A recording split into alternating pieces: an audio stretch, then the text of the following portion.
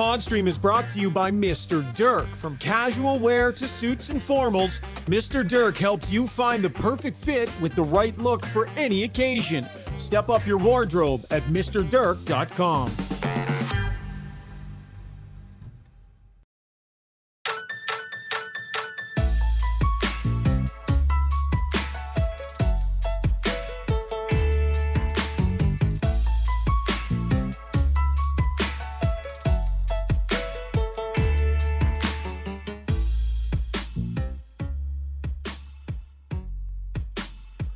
They get it done on the back of Stu Skinner. That's right. Stu Skinner has himself another performance. We're going to get it going all tonight on the podcast, brought to you by Play Alberta. Why choose Play Alberta? Just ask any hockey fan who loves odds boosts, player props, and same-game parlays, or slot players who love the massive jackpots, or lottery players who can grab last-minute tickets on the go.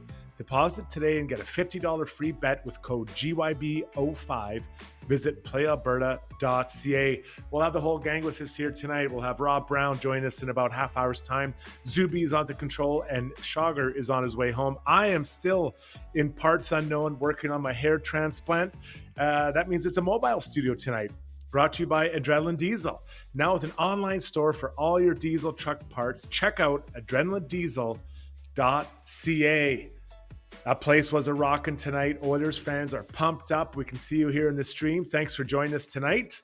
We've got Shaugger on the way home. Apparently, he just did 100 push-ups as he arrived home. He's so excited. Shaugger, good to see you, buddy. You've had a long travel day trying to get home from Dallas.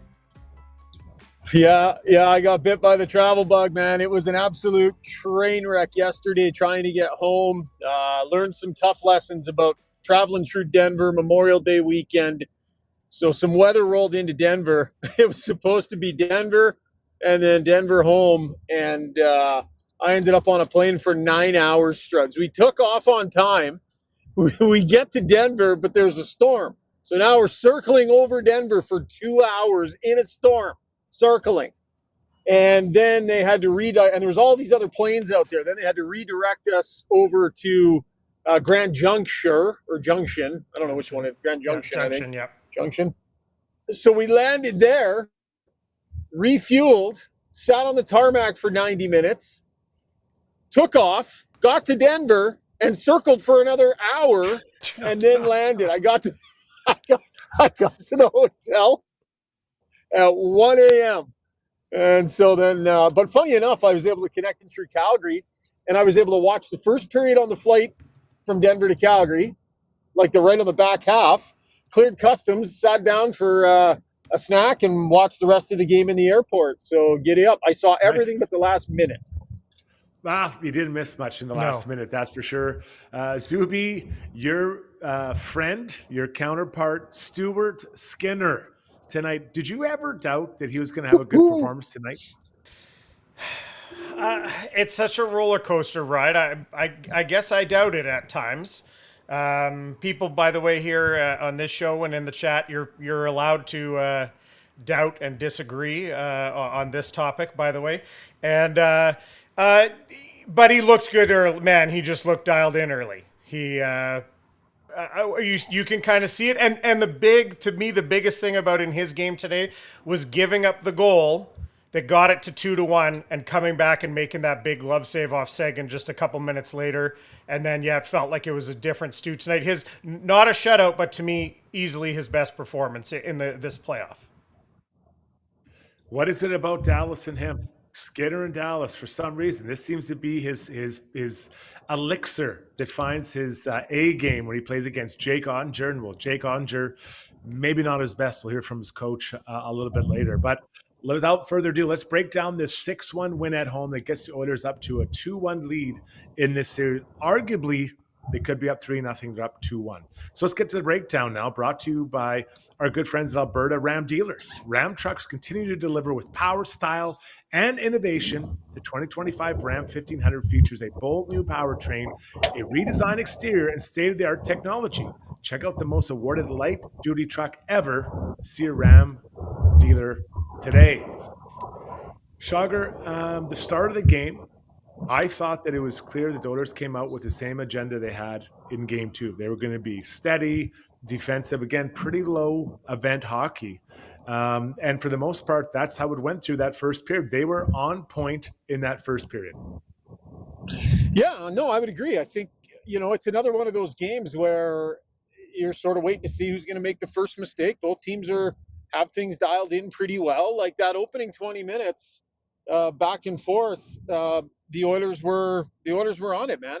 And being on it no longer means coming out and feeling it offensively and rolling hard offensively. It's about a well measured, well balanced game at both ends of the ice. And look, Dallas, and we'll get to that, I'm sure, Struds, Dallas very much took over, and Stu Skinner became the story in a lot of ways.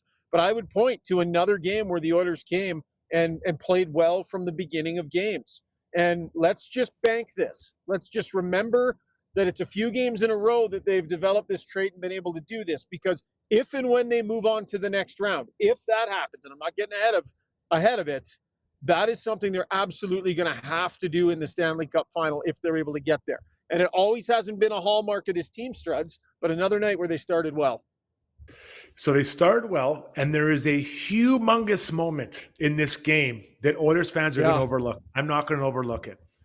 Brett Kulak, a D-man, gets the puck to the left of Skinner, and to me, at least on TV, it clearly goes straight out. Oh, it did. Straight out. Yeah. Not one referee, not one linesman saw it. And they got away with a really big moment, because that would have been Dallas's power play. As we always see, the puck went out. Seconds later, the Oilers go down the other way. Bang. Goal. Minute later, bang. Goal. 2-0. It could have been 1-0 Dallas, or at least power play and momentum off their power play. Oilers fans, I don't hear anyone on the stream talking about how the Oilers got a lucky break and Dallas got screwed, because that to me was a clear-cut penalty, Shaugger, and a huge moment in this game early in it. Oh, yeah. And that's why, Struds, we don't indulge in the penalty discussion very often on our show. Like, we'll talk about the one-offs and the obvious ones, but we're not going to indulge in the Oilers got screwed narrative that maybe a lot of other shows will. We don't really do it, because over the long haul, my philosophy has always been it generally evens out. And so there's some nights where you're going to get the big call. There's some nights where you're not going to get the big call. And it's fine to talk about them individually, but there is no narrative. No one's out to get the Oilers. And so you have a call like that goes their way, Struds, and that has to be crushing for Dallas. That has to be so frustrating for Pete DeBoer. And then the Oilers, they just stick the dagger in. That's the thing. Huge. It's one thing to miss a call. It's another thing to pounce. And it was all of 10, 15 seconds, if that? It was immediate. It was absolutely huge. So they get that. Bouchard gets it. A nice play by Nuge. He drives it down low. I love it when he does that. Drives it low. Bouchard comes in late. Boom, on his stick. One-timer in the net. On the ice. Maybe a savable goal. Maybe a savable goal by Jake Ottinger. And then less than a minute later, maybe 30, 40 seconds later, 3-on-1. Connor McDavid gets it by Harley on the wall, go down 3-on-1, give it to Zach Hyman, back to Nuge, back to Connor, boom, back in the net. So 2-0. That's a big moment in this game, and I didn't want to overlook it because that could have been a turning point. The Oilers are playing well, but that was a big moment. So you get into the second period, and now it's a different story. Dallas Stars come out, Shaugger, and they're coming hard at the Edmonton Oilers. They have a ton of shots. In the second period, overall, it was 21-7, the shots. Dallas over Edmonton. I want to say at one point it was 11-2, 11-3. And the story from that period, Stu Skinner. The big man with the mustache had a fantastic period, and he was the best player for the Oilers, not only in that period, but on the whole night. That was a big statement period by Stu Skinner. Yeah, fantastic. And I don't have my notes from last year's series in front of me, Struds, but I recall Stuart Skinner absolutely stealing one for his team in that series as well. And this was a moment, and Stu Skinner met it big time. So, and I feel like he kind of built towards it. And Zuby, you can maybe chime in on this a little bit. We talked about that shutout win. I think he was way better in this game than he was in the shutout, quite frankly. He looked more organized. He looked a little bit steadier in there. Made some better decisions on when to play the puck and when not to.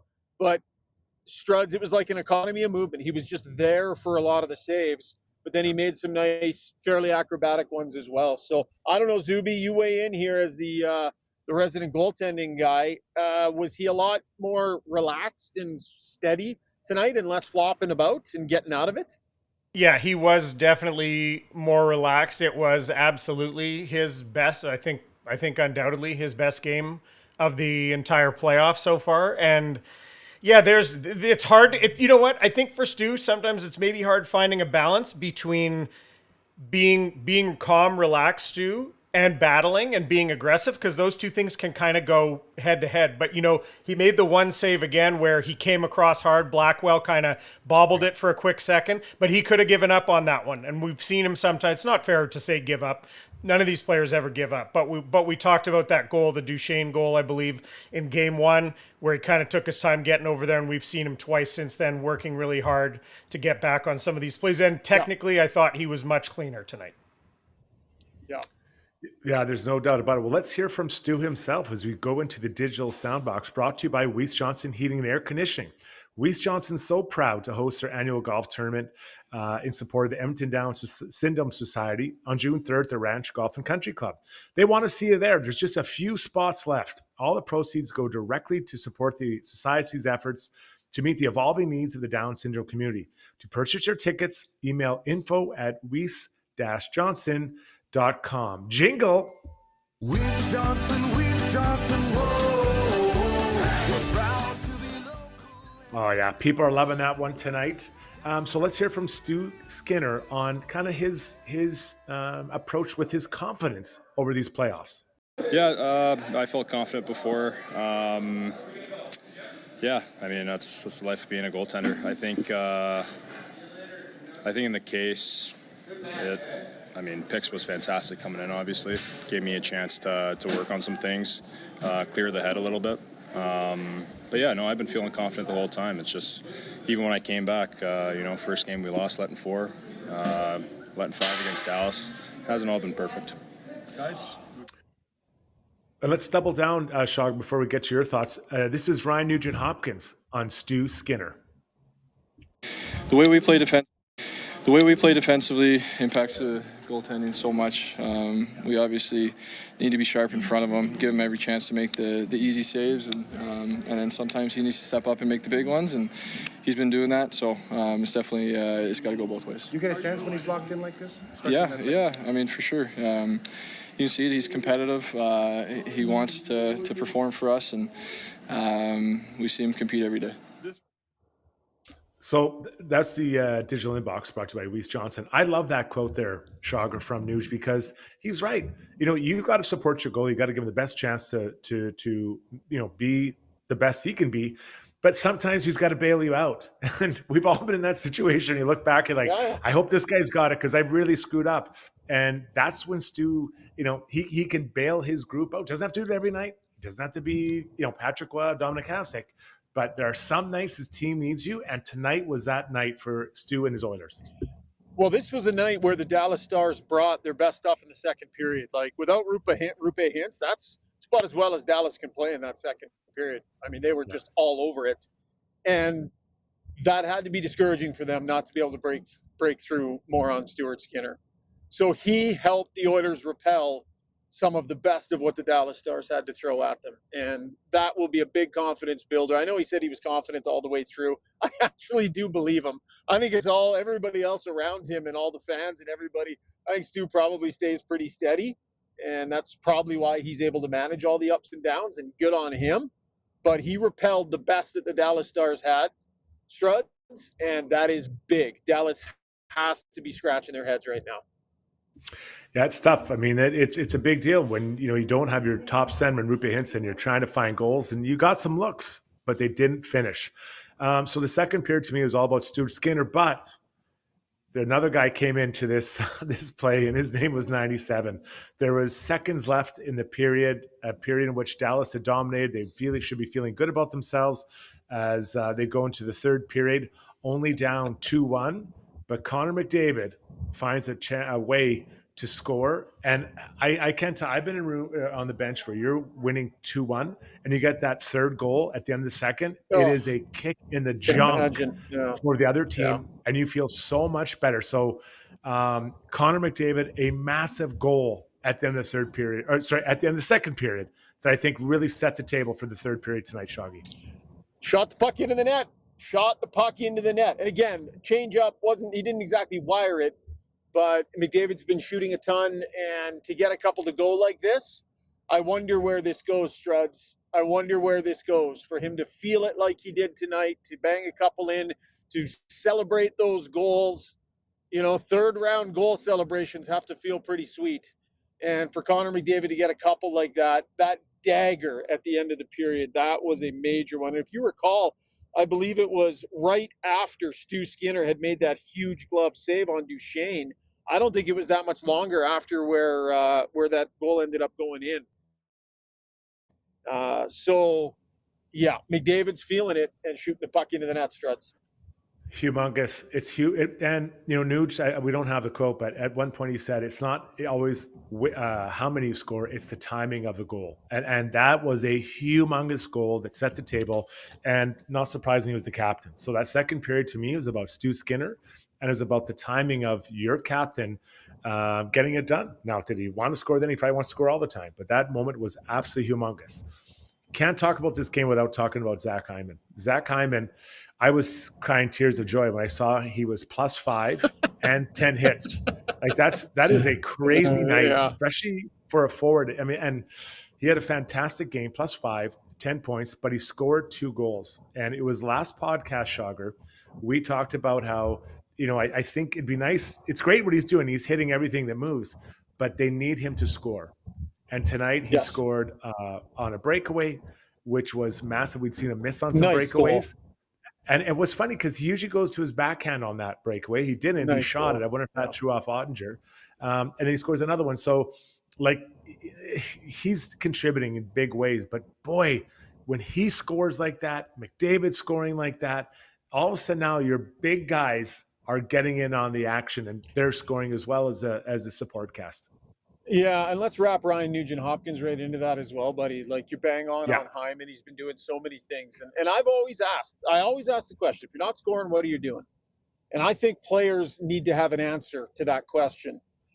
If you're not scoring, what are you doing? And Zach Hyman has had an answer to that from the start of the playoffs. He's done so much to try and affect games, and now the offense starts to come. But how about Ryan Nugent-Hopkins pulling the Undertaker?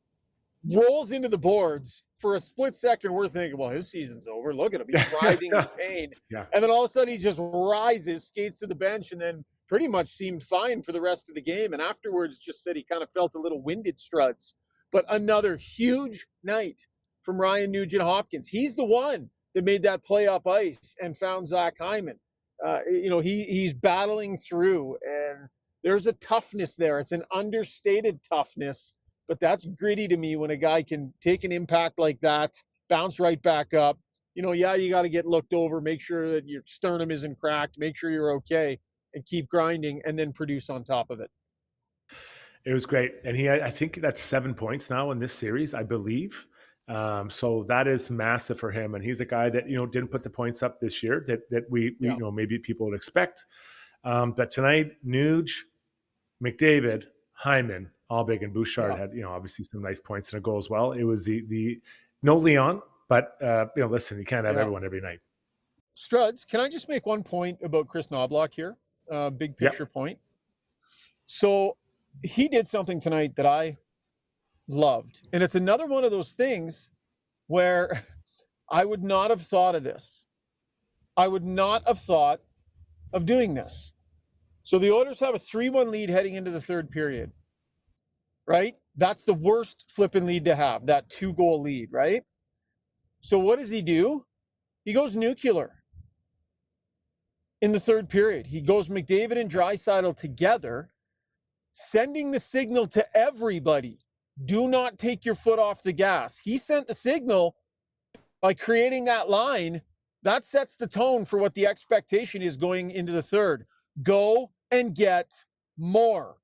And look at what the final score ended up, Struds. I thought that was a small, subtle stroke of genius in the game to send that signal to his group with that combination. It was impressive. He really has a sense of what's going on here with his team and what's needed. Lots more I want to get to here, but let's do this. Brownie's going to be with us pretty soon, so let's kind of get prepped up for the next time. Let's get into Hey, Struddy. our Can I? Oh yeah, let's do the poll also. I'm just going to say in this segment, because you guys basically kind of teed. You guys have done a great job actually setting up the poll already. So, but do Relentless first. Then we'll do it. Or your call. Let's start with Relentless then. Brought to you by UCAN Youth Services. Are you looking to hire entry-level staff for your company? UCAN Youth Services trains youth in pre-employment skills to help get them ready, willing, and able to join your team. Check out www.ucan.ca for more information. All right. How can you not give it to Zach Hyman? I'll read his stat line one more time. +5, 2 goals, 1 assist, 3 points, 10 hits. If that's not the very definition of what a guy has to do. What's scary though? I had a big internal debate, boys, about between him and Skinner.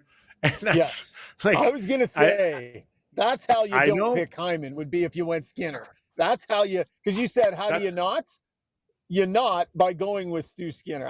I'm not going to disagree with you though, but I would even have Ryan Nugent-Hopkins in the same vicinity as Hyman. I think there's some separation there for Skinner. So, I mean, far be it from me. Like, you are the master of the relentless player, but I probably would have gone with Stu, and I would bet safely that Zuby would have too.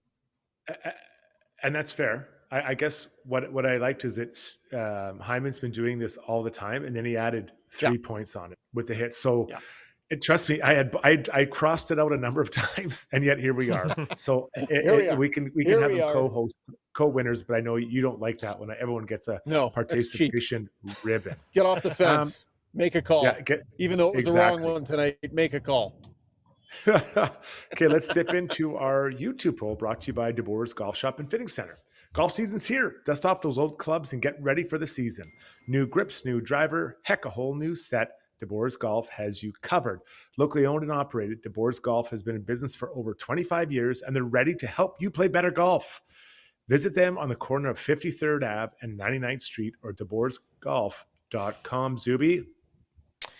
All right. Well, you guys already teed up all these players. So I think for Relentless, it might surprise. I think for in that term Relentless, I might vote for Zach Hyman. I love the way he's playing. The poll early this evening is, who was your first star tonight? And 4, I think, choices that you could make a case for any of them, and they are Connor McDavid, Zach Hyman, Stu Skinner, or Ryan Nugent-Hopkins. So who was your, Relentless, maybe it's a different conversation. Who's your first star tonight? Yeah, Skinner all day long for me. Yeah. For me, it's Skinner all day long. I mean, had the Stars not carried the play so much and put so many good chances on them, I would say the offensive output from the other guys might earn it. But because Dallas brought the best that they had and Skinner repelled it, to me, that puts him at the top of the list. Yeah, I'm with you. I think he earned it. And his play in that second period was so important. And I think this continues to build his confidence as we head deeper into this series. And I don't think by any means this series is over.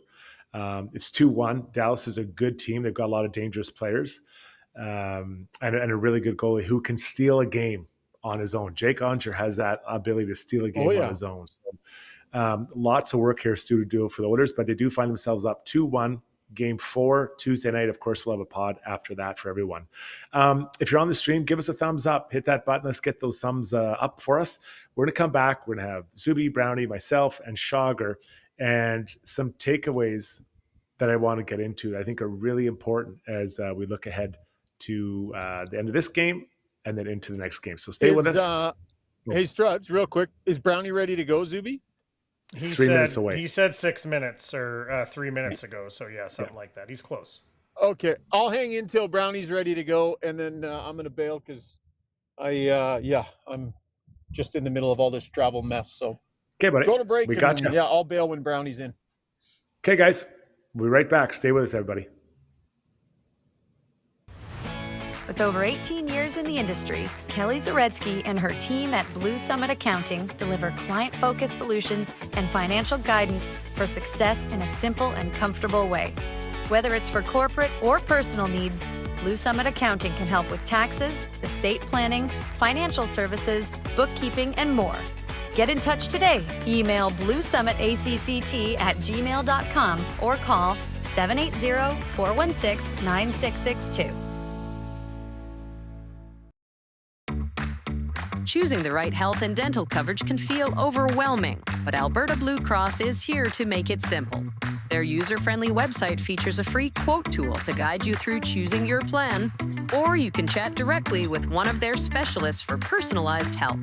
Every plan includes access to personal, nutritional, and financial counseling at no extra cost. Visit ab.bluecross.ca/personal to learn more. At Gallery Dental, we believe in blending exceptional care with artistry to create the perfect smile for you. From routine cleanings to advanced cosmetic procedures, our team is dedicated to providing top-notch care in a relaxed and comfortable environment. With state-of-the-art technology and a passion for perfection, we ensure that every visit is a positive experience. Join the Gallery Dental family and let us help you achieve a smile that you'll love to show off. Contact us today at secolandentistry.com.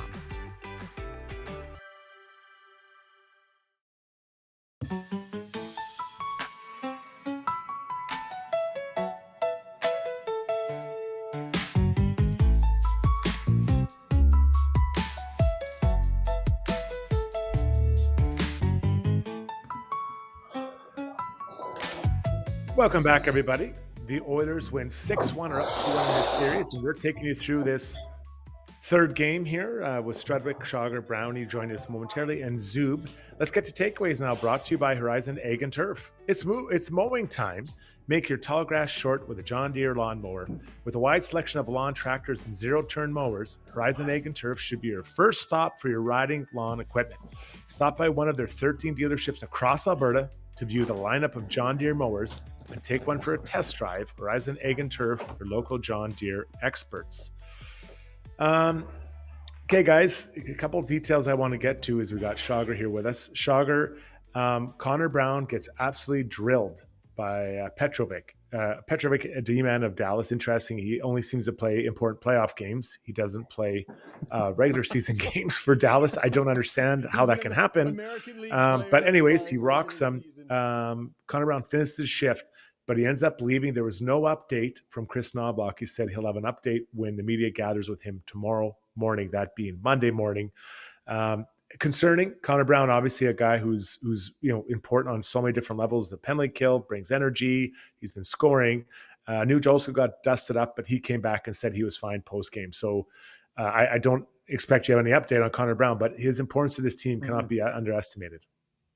Yeah, for sure. You got my audio okay? You can hear me? Got it. Yeah, it's better. I had it low, Okay. Shaugger, just because you were ruffling around Okay. before. Okay, yeah, all good.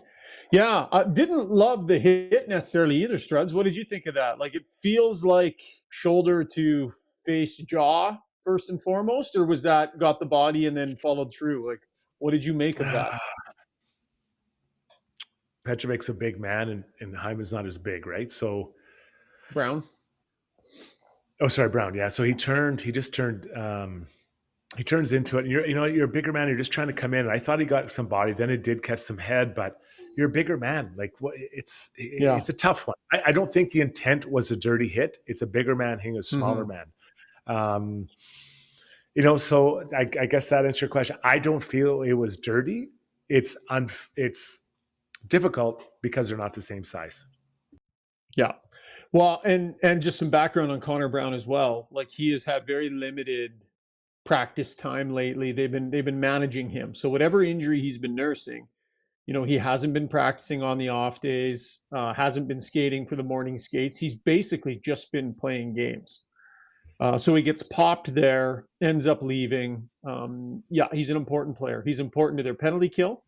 He's one of those guys that can give that extra layer of depth because, he started contributing. So yeah, he touches a bunch of different aspects of it. He's sort of, I don't know, he's somewhat Nugent Hopkins light too in some ways. Like he's on the second power play unit too, isn't he? He's kind of, is he one of the guys on there? I can't remember. Henrique, Kane, Perry, maybe not. But he's a really important player for them, and if they've lost him for any amount of time. Now, the good news for the Oilers is they've got a pretty good player in Victor Arvidsson sitting there ready to come in. They've got a good player in Jeff Skinner sitting there ready to come in. They've got good guys that are ready to go. And then we'll see here on what happens with Matthias Ekholm here. Yeah, so if it's, and that's why I want to go next. So if there is an injury to Connor Brown, to me it's Arvidsson all day. It's not even a question. Arvidsson goes in there. That's the guy that jumps in there. So yeah, I got Arvidsson coming in next one. Now Matthias Ekholm is another situation. So he is up 3-2-1. The Oilers are up 2-1 in this series, and now you're trying to figure out. Let's assume that he's close. I think the 2-1 lead, the way the group is playing, and I believe you're going to need as many top D-men as you can for that final series against Florida. So I want to make sure he's really, really good. And I don't want to look past Dallas, but the group of 6 you have right now are doing a good job against them. And it's Stetcher's coming out. Let's not even make this a discussion. But I think you continue to rest Matthias Ekholm because of that. Yeah, so it's going to be a fine balance here. I think there's an outside chance I think he's ready for Game 4, Struds. I think maybe we were all expecting it to be Game 5, and I think there's an outside chance he's ready for Game 4 here. Wouldn't surprise me if he was trying to talk his way into being in this game. But now it becomes a matter of, okay, you're piling up the wins, and of course, the minute Matthias Ekholm is ready, you would think you want to play him. But it just depends. If the doctors are saying to you, look, he's cleared, but absolutely every day you can give him will make this better and will give him a better chance of being able to be at a higher level. As long as the doctors are saying that and you're having success, you might consider just holding off, at least for one more game here. Because the other side of that, as we say, hey to Brownie, the other side of that, Brownie, is you don't want his first game back to be potentially in a Stanley Cup final. So you want to get him some reps. Hey, was Brownie our 1,000th? Is he? I think Brownie was our 1,000th person. We were at 999 until Brownie came on. and then Brownie came in. But the point I was going to make, Brownie, is like you want to get him a game probably, but as long as the doctors are saying give him all the time you can, you probably hold him off at the same time. Having said that, though, to me, and Struds and I, we've talked about it before. In a perfect world, you come back and play 12-6 because defensemen hate going 11-7. And 12-6, the way that defensemen are playing right now, the rotation is so good, you don't want to mess it up. But if Connor Brown isn't healthy for next game, he didn't finish today's game, took a huge hit, is now the perfect opportunity or the easy opportunity to put Matthias Ekholm in the lineup. You don't have to pull out a defenseman that's playing well. You don't have to pull out a forward to go 11-7. So if Connor Brown isn't healthy enough to play game 4, and I have no idea, is that not the opportunity right there that you've been looking for as Coach Chris Knoblauch to get Matthias Ekholm back into the lineup? Yeah, I'll Struds, challenge before on you that. hop in, you hop in, I'm going to say goodbye, guys. I just got home from my trip. I'm going to go hug the wife and see the kids. So have a good finish to the show, and we'll talk soon. Okay. See you, Shaugger. That's Ryan Rishaug out. Obviously, very fatigued from a long travel day. Can't stay around. So Brownie, great. We knew that. We already knew that, guys. We already knew that. So Brownie, I'm going to challenge you a little bit. I think I'm going to just use the answer you gave there. I think the D are in such a good flow right now. Putting in 7, it is disruptive, right? So, but it does make sense to, if Connor Brown is unable to play, to put Ekholm in there. But what's the cost to the D-men? So I'm honestly, if the doctors say another couple of days helps, I'd probably keep him on the sidelines and bring in Arvidsson. If the doctors say he needs more time, yes, 100%. But if the doctors say he's ready, then I would throw him in as 11-7 and not have to pull out a defenseman. Just because, I mean, I think you agree with me, the defensemen are playing fantastic. And even though it seems like an easy choice to take out Stetcher, it's probably not fair taking out Stetcher. That's just why I threw that out as an option. if there's no Connor Brown and the doctors say, yeah, he's ready, whenever you want him, put him in. If there's any hesitation, or if he benefits from staying out longer, then 100% at that point, I hold him out. You don't need him yet. The Oilers' defense have been playing that well. All right, I want to get to Jake Ottinger, and let's hear from Pete DeBoer after Jake Ottinger allows 6 goals tonight. So just to tee this up, he was asked, what do you think of Otter tonight and so far in the series? Yeah. I think, well, tonight, listen, I think, we wouldn't be sitting here in the conference finals without Jake Ottinger and how he's played. Tonight was one of those games where, they were opportunistic, and then once they got the lead, we're pushing to get back in, and there's grade A's the other way. So, one thing I know about Jake Ottinger, for me, is he's one of the best response goalies in the league, and I know he's not going to drag around tonight's game. Did I hear a niner in there? Holy jeez.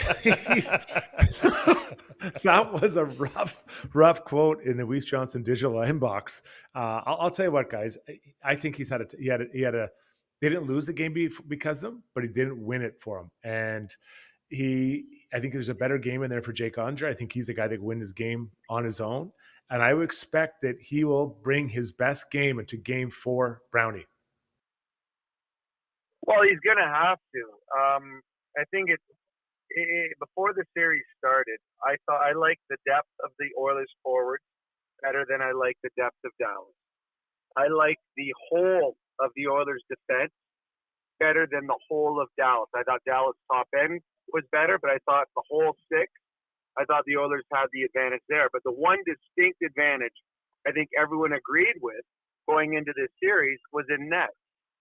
Stuart Skinner, who had a good finish to the Vegas series, still had a roller coaster year and a roller coaster playoff. Jake Ottinger is a star in this league. And we talked about if Jake Ottinger isn't better than Skinner in this series, the Dallas Stars have no chance. And through 3 games in this series, Skinner's been the better goalie. So the one distinct advantage that the Dallas Stars has not come to fruition yet so far in the playoffs. And I don't think they have a chance of beating the Oilers in this series if Jake Ottinger isn't better than Skinner, and so far he hasn't been. We've got a great stream here, obviously. We really appreciate it. Tell a friend if you can subscribe as well. Get it so you get the notification we're jumping on. So get your questions in for Ask Us Anything. But right now we're going to do a scoreboard brought to you by Canadian Club. That's probably what Shaugger's poured himself after his real long and dramatic day traveling home. The all-new Canadian Club Classics 18-year-old high proof comes at an incredible 58%. Their highest proof Canadian Club Classic to date is a full-body whiskey with aromas of caramel, toffee, spicy vanilla, and a rich oak with a butterscotch finish. That looks really, really good.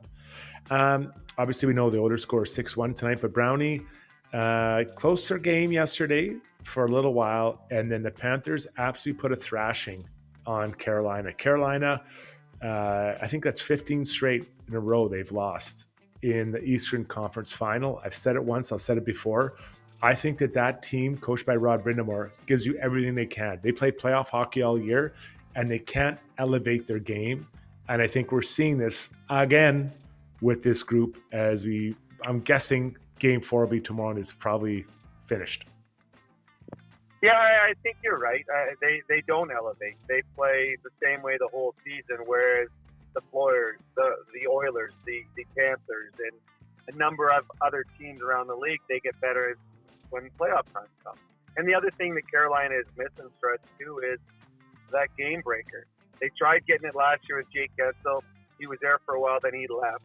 Then they took a big swing trying to get Mikko Rantanen as the game changer, and he didn't want to stay.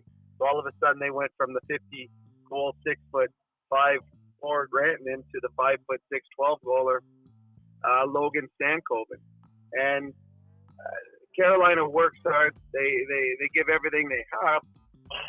But the one thing that they haven't got here in this series against the Florida Panthers is a big save when they need it or a big goal when they needed it. Where the Florida Panthers on the opposite side, Bobrovsky's been excellent, and every time they've needed a big goal, someone has found a way to put it in the back of the net. And yes, I do believe it'll be a 4-game series, which Florida would desperately need. They got Reinhart that's a little banged up, a couple other players. They could use the rest. So the Florida Panthers yesterday, just in the third period, they needed the goals and the saves, and they got them. Yeah, and the Oilers, if Florida finishes in fourth, it would be wise of the Oilers to wrap this up as quick as possible so they can be fresh heading on. All right, let's pause here really quick with Brownie, Strudwick, and Culver. Zuby, when we come back, Struddy's World, Brownie points, and some core adjustments that are really important for both clubs heading to Game 4. We're right back, everybody. Join over 250,000 Canadians who have upgraded to Canada's best mattress. Douglas is proudly made in Canada and ships directly to your door for free. Douglas is easy to set up. Enjoy perfectly balanced comfort and an easy-to-clean machine washable cover. Get a free sleep bundle with your Douglas mattress. Try risk-free for 365 nights. Get your Douglas mattress today. So at Timberhouse, our guiding philosophy is naturally inspired living. We believe that through design, we can solve problems and enhance people's lives. We follow biophilic design principles in all of our builds to incorporate natural materials, natural light, to enhance all the spaces in a home. When you have your space perfectly reflect who you are and what you value, and it's made well, we think that that just leads to better living.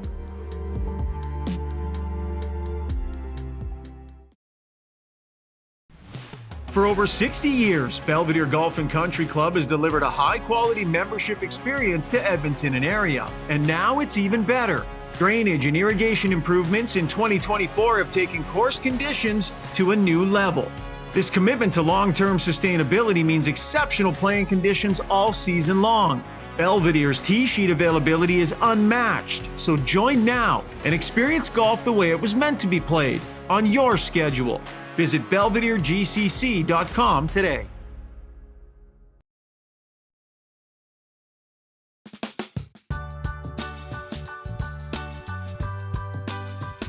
That smooth jam can only mean one thing, everybody. Time for our man Rob Brown to hit his brownie points. Brought to you by Hamel's Premium Jerky, the ultimate jerky haul. Hamel's has you covered like those cool jeans that Shaugger's wearing. 4 pounds of their mouth-watering jerky for $139 plus 5 free jerky-flavored pepperoni sticks with your order. Free shipping Alberta-wide. That's a whole lot of premium protein-packed goodness, perfect for the road trips, the job site, or just being a snack hero at home. Visit albertajerky.com to order. Look at those jeans. God, they're sexy. Too sexy, Brownie. What do you got for us? Well, sexy jeans, I've got 16 brownie points to the Oilers' hopefully next opponent, the Florida Panthers. Just like the Oilers, the Panthers are looking to get back to the finals. And with a 3-0 lead in the series, and they have outscored the Hurricanes 16-4. It looks like the Panthers will punch their tickets to the finals very, very soon. And I agree with you, Strud. If Florida wins in 4, the Edmonton Oilers, if they're moving on, they want to win in 5. They do not want a rested Florida team if they make it to the finals to play them. I got 13 brownie points to the Oilers' Ryan Nugent-Hopkins, who through 3 games in this series has 7 points and is +6. No player touches every part of a game like RNH does with TP, penalty killing, 4-on-4, and all the important moments of a game. He's been getting better as the playoffs have moved on. 97 tonight called him the Swiss Army knife, as he can do it all. I've got 23 brownie points to the Oilers' Zach Hyman.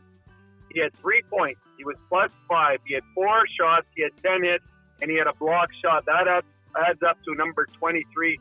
In a game where all the stars showed up, Hyman was the best of the best. I got 20 brownie points to Stu Skinner, who was fantastic tonight. When the Stars had their biggest push of the series in the second period, he was rock solid with 20 saves. Through 3 games, Skinner has continued what he did last year. He's outplaying Jake Ottinger. And 46, this one was a big one in the game tonight. At 46 to the Edmonton Oilers, taking advantage of a huge break.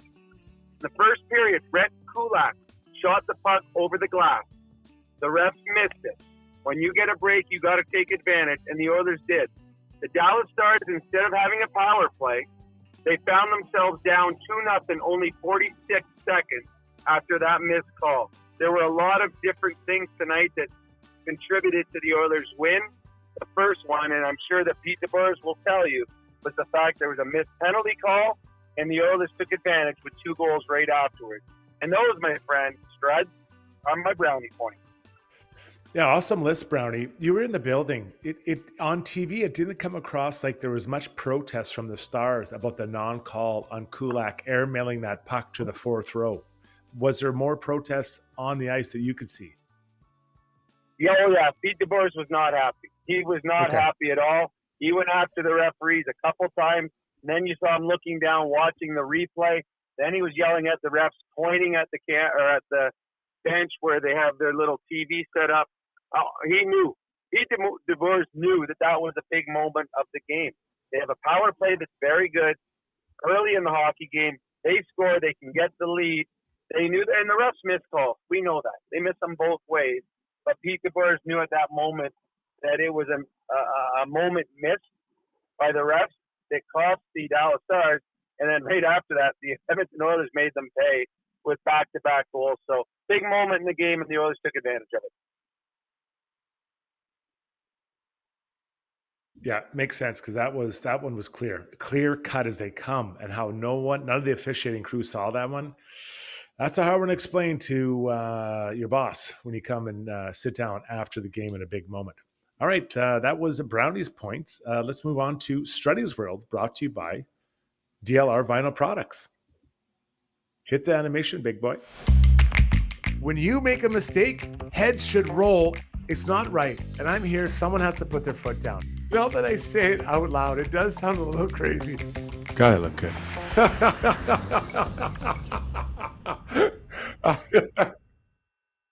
Struddy's World brought to you by DLR Vinyl Products.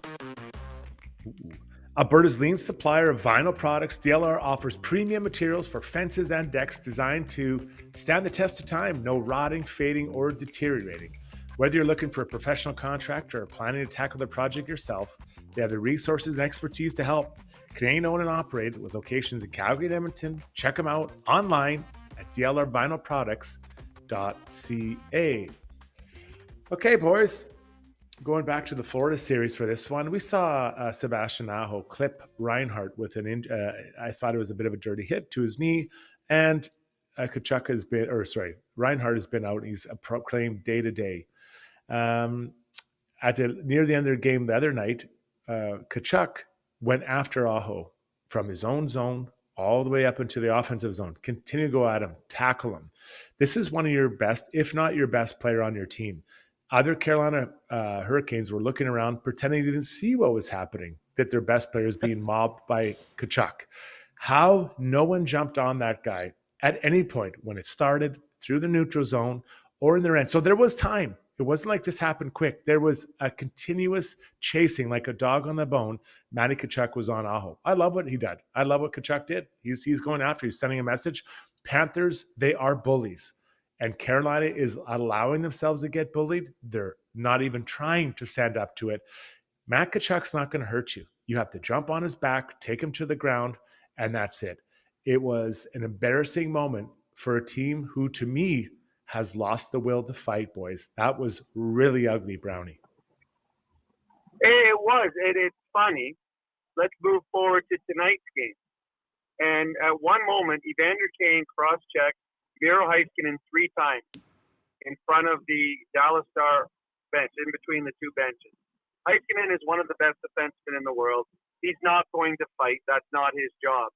Again, nobody came in and said anything to Evander Kane. You don't need to fight him. Evander Kane's probably going to beat you up, but stand up. Rupi Hintz was knocked out of the game the other night and did not play tonight because of a dirty hit or dirty slash by Darnell Nurse. Nobody tonight went at Darnell Nurse. This was a 6-1 game, Strud. 6-1 game. If you want retribution, here's your opportunity, because it's not going to affect the outcome of the hockey game. So like Carolina, that showed no pushback when they were getting bullied. I don't think the Dallas Stars showed any pushback tonight against the Edmonton Oilers, who have bullied them for 3 straight games as well. So the two bullies right now in the playground are on course to play each other in the Stanley Cup Finals, unless something drastically changes and either Carolina or Dallas stands up and is accounted for. But neither team thus far in the playoffs has done that. And listen, I want to be clear. I'm not suggesting you have to hire a bunch of fighters. You have to find players that can contribute in all different parts of the game, but also be heavy and hard and mean. And both this Panthers and Oilers team do. So I think I'm looking at the Carolina Hurricanes. They don't have any. It's not that they have one or two. They have no one. They have no one that can stand up to it. And I understand they're built on analytics, and they're a fun, not a fun team to watch, but they play hard, they play fast, they do all those things. But it's not transition to winning when you get to the hardest part of the season. So I think Carolina will have to look and adjust that as they move forward, because that was hard to watch. I was like, are you guys kidding me? Your best player is getting attacked, mauled, and you're not doing anything. Okay, that was Struddy's World. Let's move along to Core Adjustments, brought to you by HSC Core Services. If you're a small to medium-sized business, HSC Core has your back when it comes to health and safety compliance. From creating and managing a tailored health and safety program that meets all legislation and core requirements, HSC Core supports clients' operations every step of the way. Visit www.hsccore.com. That's HSECOR.com for more info. Got to get into this conversation about Roope Hintz. Roope Hintz took about 5 minutes of warm-up and he left. Coach Pete DeBoer of the Dallas Stars said, if he was close, he would have played. Obviously, he's not close today. Can 48 hours make that much difference for the Stars star center to come back for game 4? Perhaps. This is a big, big game. But whether he's 100% or not, if he comes back, Brownie, he will not be at that ready to go if he wasn't that good today. 48 hours for something like this, it'll help, but it won't make 100% difference. No, it won't. And if you're coming back as a third or fourth line player and all your job is to do is go out and be physical, coming back at 80% or 70% or 60, whatever, you can still do your job because your impact on the game usually is minimal. Roope Hintz has to have a big impact in a hockey game. This is a Dallas Star team that has not found production down further in their lineup. It has been their top line or nothing. And Roope Hintz is part of that. So if he can't play tonight, as you said, it's 48 hours is not going to heal whatever is ailing, whether it's a break, a bone bruise, whatever is going on with his foot or ankle. So him coming back, he will be compromised. And this is a Dallas team that really is struggling to find its footing 5-on-5. So yeah, that is, again, it was a huge loss in tonight's game. And throughout the rest of the series, if he wasn't able to come back tonight, Strud, he is not going to be close to 100% the rest of the series. That is a huge development in this series. Huge advantage to the Oilers. And you can see why Pete DeBoer was so upset after the last game, because he probably had an idea of the severity of the Hintz injury. So when you look at it, you mentioned the line was the three Finns, right? Roope Hintz, Granlund, and Rantanen. They had their way for the first 2. They were the offense for the Stars. Tonight with Roope Hintz out, they put Robertson on the wing, it seemed like, and Granlund was at center. I thought the line was pretty good. I think they carried play. They had quite a bit of stuff going. Would you keep that line the same if you're Pete DeBoer, Brownie? Yeah, because they need Robertson going.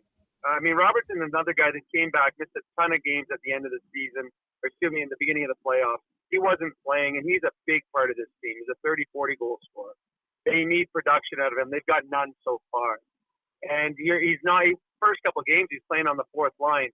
Robertson's not going to get production playing with fourth line players. They're just not going to get him the puck when he needs it. So I'd probably keep Robertson with those guys, hoping that he can find some lightning in a bottle. The problem for the Dallas Stars is Roope Hintz. Not only is he a good offensive player, he's a great defensive player. and taking him off that line. Rantanen, watching this game, he cheats a little bit offensively. He overextends his shifts, trying to create, and coming back to his own zone. He's a little tired. You take away Hintz, who is a defensive conscience of your team, and especially of that line. You're asking Robertson, who's coming back from injury, to be better defensively, which he might not have in him. So I keep them together, hoping for some offense. But right now, they need more out of a lot of players because they're just not. They can't find the back of the net. They right now, a Wyatt Johnston does not look confident. Duchesne does not look confident. Those are even Marchment. They're not scaring you with offensive opportunities right now. And if those guys aren't scoring, this series might not get past 5 games. Yeah, it's pretty amazing. For me, I still go with it. I think they got to get Heiskanen and Harley out there more often, separated. I know they want them together, but they got to get that. I truly feel, and I'm very biased, that the D-man moved the puck up and that gets the offense going. Now, that being said, Harley had a really tough pinch there that led to the second goal right on the heels of their first goal for the Oilers in the first period. That's a tough one that, as a first or second D, those plays probably shouldn't happen in that moment. You have to understand the moment because they got up 2-0. That was a pretty big one. So I continue to say that Andre will be a net for them. For the Oilers, I don't anticipate no changes other than the Connor Brown situation. We've discussed that. Where's his health at? Maybe he needs a night off to try to recuperate. Does that get back home the door in? If not, I believe it would be Arvidsson for sure in that moment. Zuby, am I on track here with everything so far? Am I going to get two thumbs up and a woo from Shaugger at the end of this? You're going to get 2 claps and a whoopity woo. Yep, you're crushing it. Okay, then let's do this. We have a ton of listeners. Thank you, everyone, for tuning in. We really enjoy sharing our thoughts, especially after an Oilers win. It's a lot of fun. Let's take a pause. When we come back, we'll get into taking a lap around some other things around the world of hockey, and then ask us anything at a very special play of the day tonight. Tribute to one of the 4 great members of this pod. That's next. If you're considering a vinyl fence, don't be fooled by cheap marketplace imitations. Get top quality vinyl fence from a trusted company with 20 years in the industry. With locations in Calgary and Edmonton, check out dlrvinylproducts.ca.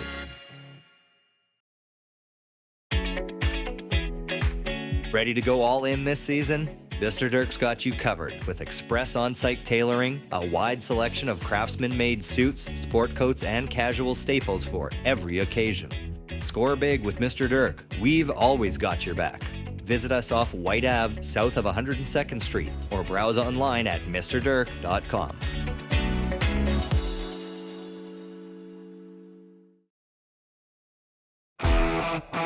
Specializing in heavy-duty commercial truck powertrain repair, performance, tuning, and part sales, Adrenaline Diesel's professional team is ready to assist you with all of your needs, from the simplest oil changes to engine conversions, overhauls, and engine modifications.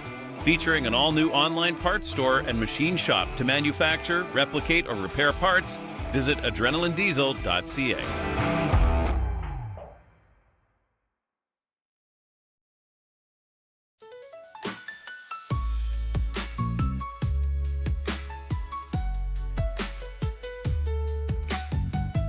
Oilers win 6-1, take a 2-1 lead in this series. Game 4 will be Tuesday, where they try to get a commanding 3-1 lead. Let's take a lap as we take a look at other goings-on around the hockey world. Take a Lap's brought to you by Acon. If you're a skilled tradesperson or a construction professional looking for work in Western Canada, Acon wants to hear from you. One of Canada's original industrial contractors, they are building some of the largest multi-year industrial projects in Western Canada, and you can be a part of it. They're looking for skilled tradespeople and construction professionals to join their Acon team and start building what matters today. Join Acon now by sending your resume to trades@acon.com. Brownie, an incident happened yesterday in the Florida Panthers game with Carolina. Luosterainen on a dumped-in puck hit Blake from behind at the Carolina Hurricanes. I know there's a lot of outrage online. I actually didn't think it was that bad of a hit. It was a penalty for sure. I don't think it was worthy of a suspension at all. I thought he kind of let up a little bit, and it looked worse than it was, and Blake did jump up and skate off. I agree with you. I think that he tried. To me, he looked okay. He's going to turn this way. I'm going to hit him as he's turning, and he didn't really turn completely, Blake. And I thought he let up a little bit too. So I think it looked worse than it was. I have no problem at all with the 5-minute major. 100%. That was a good call. I don't think it's a suspension. If it is, to me, it's one game at worst. But yeah, no, I agree. I think it was one of those things that did look worse than it was. Yeah, I think that it's one of those ones. I think that the penalty was served in that moment.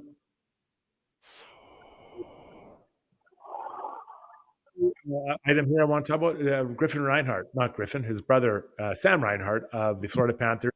According to head coach Paul Maurice, is day to day. Now they're up 3-0. I'll be blown away if he plays in this next game. Again, just like the Oilers need Ekholm or other teams need their top players. I think you rest him 100% of the way here, Brownie, to make sure that he's healthy for the final. Something that looks like Florida's going to waltz into right away here. I agree. I think if this is a thing that he's able to play, but he would be hampered during it. I mean, you're up 3-0 in the series. If you and they just won 6-1 or 6-2 without him. You let him rest and give him another. Well, it could be a week, could be 10 days, could be 12 days before they play a Stanley Cup final game. 100% he does not dress. I hope he's healthy. I do. I hope that the Oilers make the finals and they play a fully healthy Florida Panther team. Because if you want to be the best, you have to beat the absolute best. So for Reinhart, I don't think there's a chance. I know that Maurice said we'll make a decision in the morning. To me, that decision's been made. Yeah, no, we're up 3-0. You're not playing.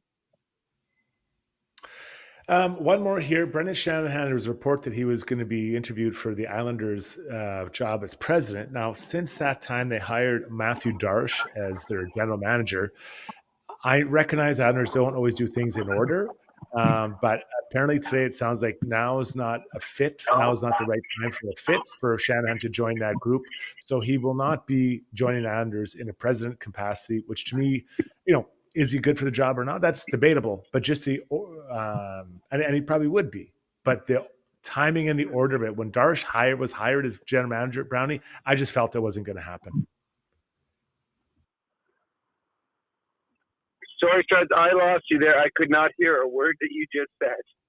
Okay, well, everything I said, I'll agree with myself, and I think it makes a lot of sense. Basically, I'm saying Shanahan at the time, it didn't make sense for him to go on for that. So let's take a lap from Akon. Let's move along now to Ask Us Anything, and there's a ton of questions flooding in, so put them in there with AUA. Ask Us Anything is brought to you by our good friends at BJ Electric Supplies, an Edmonton-based independent electric wholesaler offering a wide range of products from lighting controls, lighting controls, wiring accessories, control, and hazardous products. You name it, they probably have it. Except they don't have lightning control. Serving electrical contractors working in Alberta's oil and gas, commercial, residential, and OEM sectors. Check them out at bjelectric.ca. What are the people asking tonight, Zoops? Let's just check in on Brown. Can you hear us okay now, Brownie, or not so good? I can hear you better now. It sounded like, when your wife is calling you saying, "Where are you? You're supposed to be home." And you're like, no. It's exactly how Strud sounded right there. I was calling my wife, telling her I was on my way home, but I'm in a tunnel, so she can't hear me. Alrighty. Oh, you know what? Oh, no, we'll wrap up the poll. Let's not forget, we'll wrap up the poll after this. Okay, Glenn Sharp says, if the Oilers get to the Cup final, who does Leon defend? It's obviously he's shutting down the other team. Looking at his defensive stats since being given that challenge, do you think what's the matchup? Do you think they continue to use Leon in that way in that series, or is that a completely different matchup because of the way the Panthers are built, Brownie? I think Leon on home ice goes against Barkov. I think that it's like going against Kopitar. Whenever the Oilers played LA, they want Leon against Kopitar because Kopitar is a big, strong, physical center. So is Barkov. so is Leon. See that the Florida Panthers will want Barkov on home ice against Connor McDavid. Barkov is I think the best two-way centerman in the NHL, and he will want to play against the best player in the NHL, Connor McDavid. I think Knoblauch will try to get away from that on home ice and get Leon against Barkov. Yeah, and so if I'm on the other side, I don't want Barkov against Leon. I want Barkov against McDavid. Yeah. So that'll be the game within the game, right? How are you going to solve? Because I think both teams would feel comfortable. Their third line, Henrique against Luosterainen and Marchand and company. I think that's a good battle. And then their second line, I think you're pretty comfortable with that as well. So it'll be interesting to see if both coaches fight for that or try to get away from those matchups in either home or away. Interesting thought here from Canadian, and Brownie and I were chit-chatting a little bit about this on the Got Your Back chat. He says, I was surprised to see Knoblauch played McDavid and Draisaitl after the score became 5-1. The game was over. Why give Dallas a chance to get some retribution or extra licks on your best players? Brownie, do you think it's just because they don't believe this team is going to do that? Yeah, it was kind of like at the end of the regular season, there were people saying, I wouldn't play McDavid at the end of the year against San Jose or Anaheim. And I'm like, well, those teams aren't physical. You can play against them. It'll be like a street hockey. It'd be like a street hockey game or a charity game. The Dallas Stars have two players that are physical, and that's it. And it's Rishaug, the 21-year-old kid, who I think is going to be a very good player in this league. I like the way that kid plays. Him and his partner Petrovic, that defensive pairing, are the only two physical players in the entire lineup of the Dallas Stars. No one else. Jamie Benn has the ability, but he's looked a step slow in this series so far. And I don't know if I don't remember a check he's thrown. So I had no problem playing Connor and Leon all the way down the stretch. I mean, as I said earlier with Struds when he did his Struddy's World, they had a chance to go after Darnell Nurse, who knocked Hintz out of the series. They didn't. So there was no physicality from Dallas. So I had no problem with Connor and Leon playing throughout the full 60 minutes because I had no fear that anything would happen to them. Yep. You're good there, Struddy? Yeah, there hasn't been that kind of series. I wouldn't be fearful of that. Against Florida, I would keep him on the bench. Yes. All right. Cyril Strainer, personal trainer. That's got to be real because it rhymes so well. What's going on with this power play? I'm glad the 5-on-5 game is unreal, but the Oilers are really missing that killer instinct on the power play and putting teams away. Are they too stagnant, standing still too much? And a follow-up also on the power play, Thaddeus Stewart said, how much blame for the power play woes lie with the coaching, Glenn Gulletson specifically, versus the players? We'll go to Brownie first. He's more of a power play guy. What do you think of this power play? What needs to change? Who's the onus on, Brownie? I don't think a whole lot needs to change. I think the execution needs to be a bit better. When the power play isn't working, it's simple. It goes on 29 and 97. It just does. The other players don't really touch the puck. The entire power play goes through those two guys. So they have meetings with the coaching staff. They're given kind of a guideline, but they decide what they want to do with the puck. To me, it's been execution. They've been a little up. They iced the puck a couple times. McDavid's turned it over a few times, what we don't see. But also, you got to give credit the other way.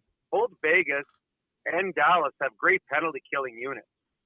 Vegas did in the playoffs, but Dallas all year long and in the playoffs, fantastic penalty killing unit. And their desperation just was a little bit more than the power play's desperation. And at a time in this game when I don't know if it hung in the balance, the game, but when the Dallas Stars were still hanging around, the Oilers power play had two power plays, including a stretch of 5-on-3 that they didn't get it done. And that was an opportunity to take all stress out of the mix, Struds, and they didn't get it done. But at the end of the day, I got no worry about the power play, that when a big moment arises, whether it's this series or hopefully in the finals, that their power play unit will get it done. Yeah, I think, didn't they have a goal each of the previous two games? Yep. They were one for 5 last game, I think. Yeah. Yeah, so I mean, it's 20%. That's not you're not killing it, but that's pretty good. It's not bad in the playoffs. So I think it's trending in the right direction. I didn't love it tonight, but I think that they're more dynamic, and that's when they're stagnant. It makes it. I just know from a penalty killing perspective, when the other team isn't moving, it makes it a lot easier. Let's talk a little bit about some of the calls tonight. Neil Garrity, among others. We don't have to go into this, but Neil Garrity and some others pointing out, of course, that the Kapanen high sticking call that came shortly after the missed puck over glass was not really a high sticking call. It was his own stick, but of course, the damage on the momentum had already taken place there.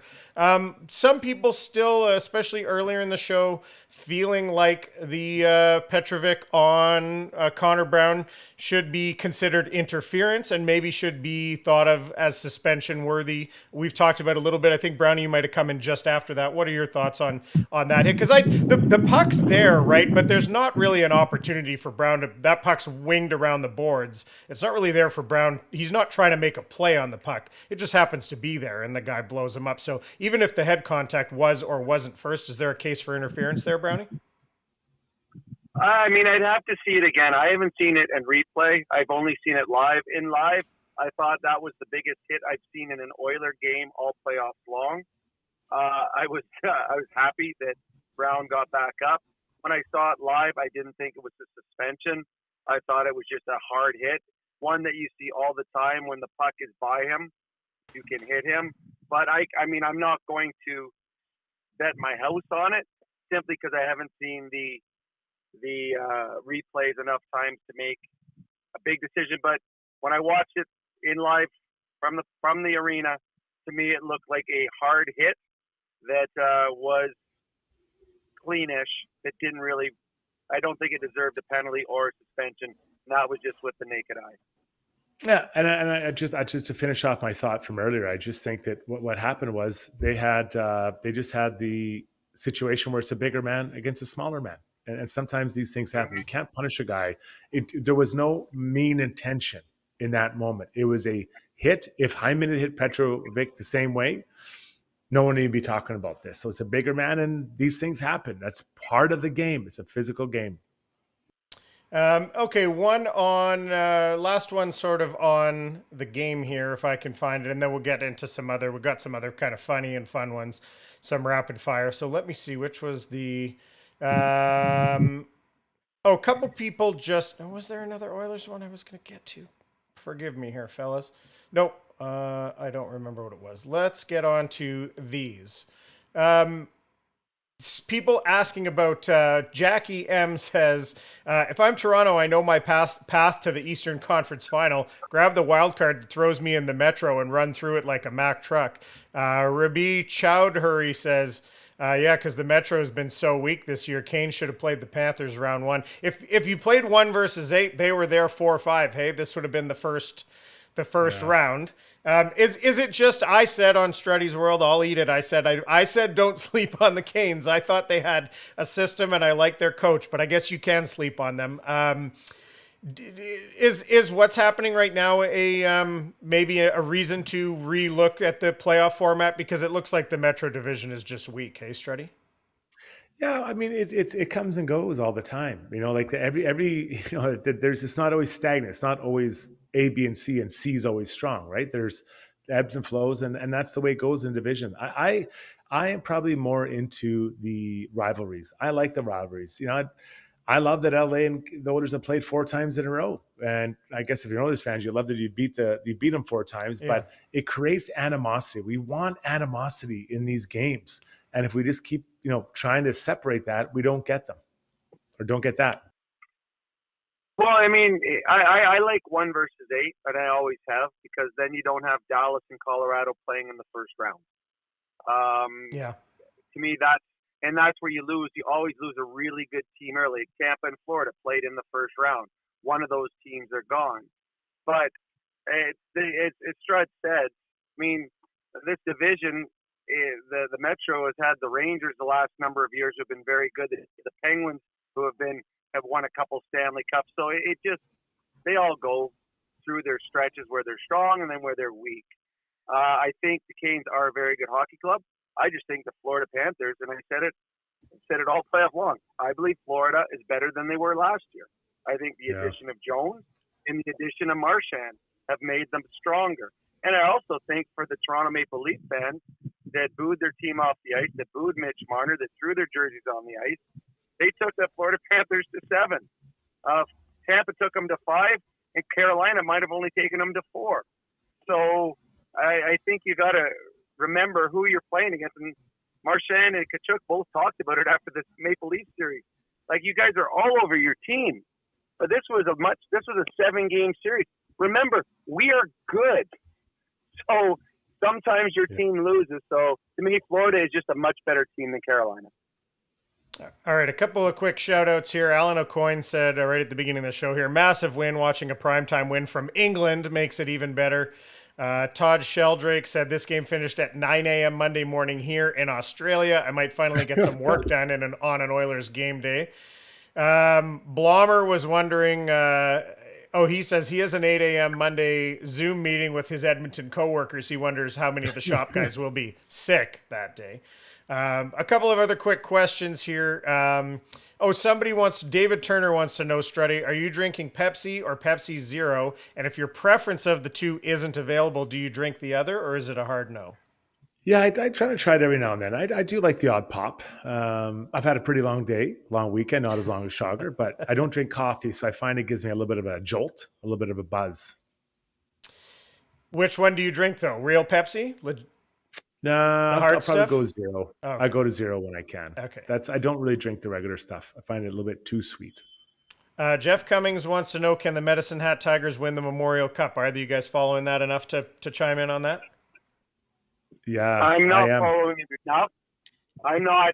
From what I've seen, Australia will have more. From what I've seen, there's 4 good teams in it. All 4 games, the games have all been close, and they've got Medicine's Hat got to find an incredible hockey player in that McKenna. Sure, I'm a Western Hockey League boy. So is Strud. 100% we're behind our Medicine Hat Tigers. Yeah, because the Western team hasn't won since 2014, so we're coming over 11 years, over 10 years for sure. And McKenna is talented. They've got a good team there. They had a big win in the first night, so let's hope they can keep it going. All right, how did Canada lose to Denmark in the World Hockey Championships with the team that they had, Struddy? Yeah, big conversation. I have some friends in Europe who've been chirping me, sending me texts about it. Yeah, I mean, listen, the World Championships mean more to European players than it does to the Canadians and Americans. The Canadians had a good team there. The Danes played really hard. They got down, they came back and won it.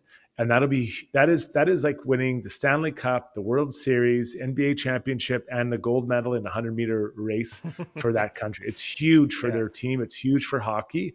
And it is a kick in the junk and something we didn't expect for Canada. But like I said, when I played over in Europe, those guys talked about the World Championships, and I'd be like, I honestly don't really care. So I think that's the attitude that most teams, not unfortunately, but most guys would have.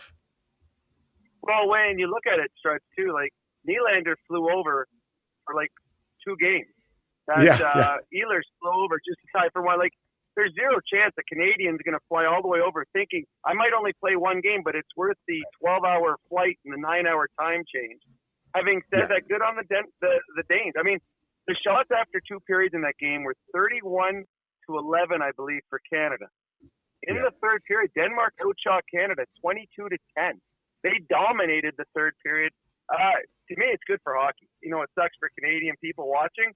Good for hockey when a team, a small country that's not known for its players, can win that kind of game.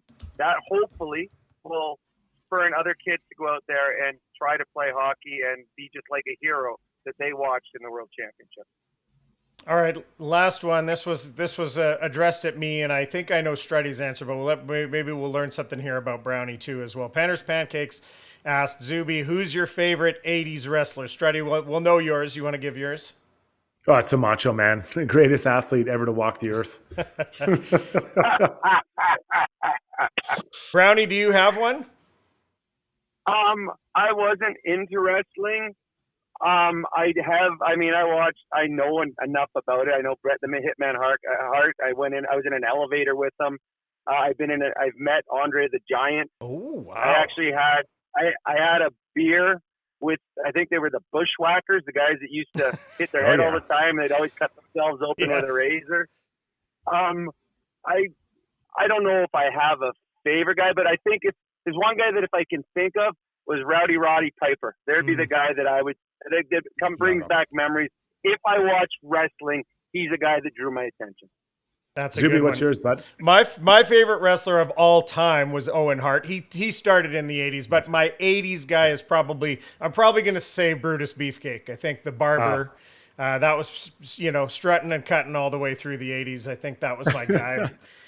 Mostly through the 80s there. And I've actually been to the Hart House. I've been to the Hart House in Calgary with all of the Harts there. And even when Stu and Helen were both still alive, and I was there for a barbecue and trying to do a documentary with them. And they were amazing. And you were like family. Like they hardly knew who we were. I was with some other guys in a production company, and they're like, just treated you like they never even questioned who anyone there. There was a gathering, and they were also kind and welcoming. It was amazing. It was a really cool experience. That's my brush with wrestling royalty. And that's Ask Us Anything. Awesome. Well, let's wrap up the polls, Zuby. What did the people say about who should have been the first star, or who was the first star in their mind? I guess no surprise here. Who was your first star tonight? Stuart Skinner, 61% of the vote. People feeling great about Stu's game. And the other three all really close. Hyman, 14%, McDavid, 14%, Nuge, 10%, nearly 900 votes. So really cool. Good poll, close numbers after that. Stu ran away with it, but obviously there was 4 good choices. So good. So good. All right, let's get to our play of the day, brought to you by Gallery Dental, offering a full range of services designed to keep your smile healthy. Their experienced team provides personalized care with the latest technology to ensure you get the best treatment possible. Contact gallerydentalYEG.com. Zuby, this one's for you, buddy. You had a massive win in your men's league. We've got some pictures here. Apparently came down to the wire. This was a tournament, a charity tournament, McElhaney Cares, in support of Ronald McDonald House of BC. And this is the team here. This is the KWL Crows out of Burnaby with their special goalie filling in from locally here in Kelowna. And this is the Iconics Division Cup that we took home. And so we were losing. The same team we played in the final 2 years ago. And they beat us 2-1 in that one. And we're losing 2-1 with 2 minutes left. And we scored 1 on the power play to make it 2-2. And then we scored with 4 seconds left. And I'm just zooming in there because if you can see, so it's 3-2 up on the board there. And look at those shots, 34, 38, 34, 36 saves for whatever my save percentage was, I guess around 938 or something like that. So that was pretty cool. It was a great tournament in support of the charity, and a really good time, well organized, and lots of fun, and great to win 3 games and get our names on the cup there. I love it. Well, congratulations. Yeah. Thanks, buddy. That's so great. Brownie, any final thoughts before we bid adieu this evening? Well, all I know is I'm going in and having a beer to celebrate both an Oilers victory and a Zuby victory. I guess I'm going to have 2 drinks. Make them doubles. Make them doubles, 4 drinks. I love it. Zuby, any final thoughts from you, buddy? Nope. Great show. Fun. Another win. And my body clock is all messed up, though. I feel like it's time for me to go to bed usually when this show is ending, but it's not. I know. We'll all get to see. That means we'll be fresh for the game on Tuesday. Thanks to all of our sponsors, Shaugger, Brownie, myself, and thanks to all of you for tuning in. Tell a friend, subscribe if you've got an opportunity, give us a thumbs up. We love giving our thoughts on the game, and we couldn't do it without your support. So thanks a lot for that. Oilers win pretty dramatic pretty big convincing fashion, 6-1. We'll have a post-game show Tuesday night. Everyone rest up. Let's hope they get up 3-1. We'll talk to you then. On behalf of Zuby, Shaugger, myself, and Brownie, have a great night. Talk to you then.